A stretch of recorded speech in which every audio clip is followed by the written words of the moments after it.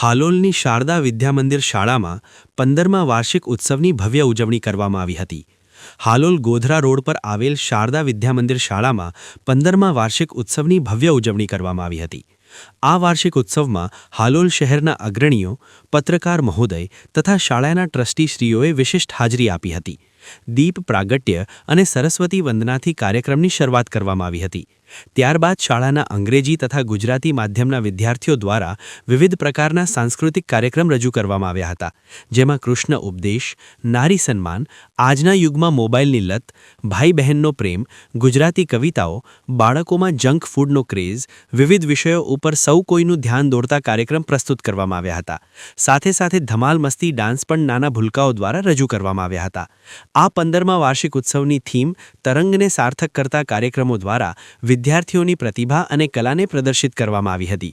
આ કાર્યક્રમમાં શાળાના વાલીશ્રીઓ પણ બહોળી સંખ્યામાં હાજર રહ્યા હતા અને વિદ્યાર્થીઓનો ઉત્સાહ વધાર્યો હતો। આવેલા અતિથિઓ દ્વારા વિદ્યાર્થીઓના ઉત્સાહને બિરદાવ્યો અને તેમની પ્રગતિ માટે શુભેચ્છા પાઠવી હતી।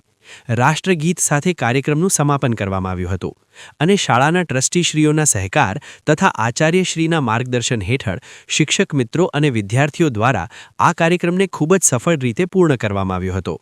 Halol bureau chief jasmine Shah, Halol.